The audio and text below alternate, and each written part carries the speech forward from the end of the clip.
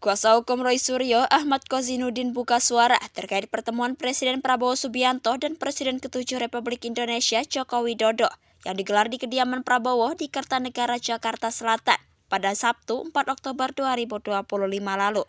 Kozinudin meyakini salah satu topik yang dibicarakan dalam pertemuan tersebut yakni terkait kasus dugaan ijazah yang kini tengah dihadapi oleh Jokowi dan putra sulungnya, sekaligus Wakil Presiden Gibran Rakabuming Raka. Kita tahu bahwa saudara Joko Widodo berkunjung kepada Presiden Republik Indonesia pada 4 Oktober yang lalu. Meskipun tidak dibocorkan ke media tentang apa agendanya, tetapi kami menduga, bahkan meyakini, agendanya adalah membahas soal ijazah yang hari ini masih jadi kemelut, termasuk ijazah putra sulungnya yang saat ini menjadi wakil presiden yang bermasalah karena diduga tidak memenuhi syarat seperti yang diatur dalam pasal 169 huruf R Undang-Undang Nomor 7 Tahun 2017. Katanya di Bareskrim Polri Jakarta, Senin 6 Oktober 2025. Ia turut merespon pernyataan Ketua Harian PSI Ahmad Ali yang meminta Prabowo terlibat dalam kasus dugaan ijazah palsu Jokowi. Adapun pernyataan Ahmad Ali ini disampaikannya setelah resmi dilantik menjadi anggota PSI pada 26 September 2025 lalu.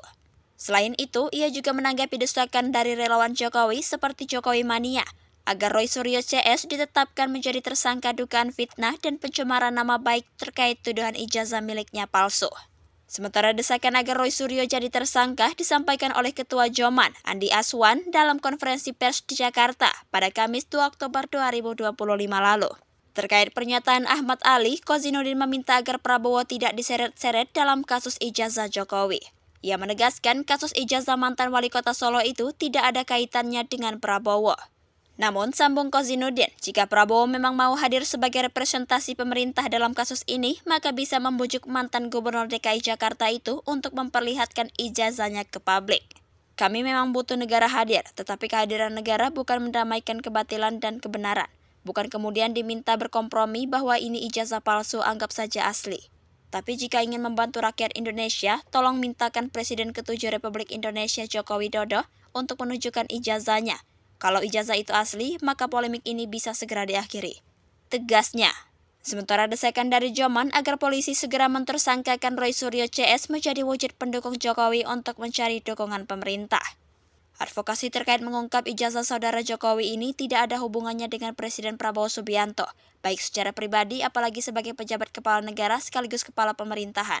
Sehingga kami memahami bahwa narasi Prabowo Gibran dilibatkan dalam press conference oleh pendukung Joko Widodo yang diantaranya menuntut klien kami untuk ditetapkan menjadi tersangka adalah narasi yang ingin meminjam kekuasaan untuk terlibat mendukung Joko Widodo dalam kemelut ijazah palsunya. Beber Kozinudin.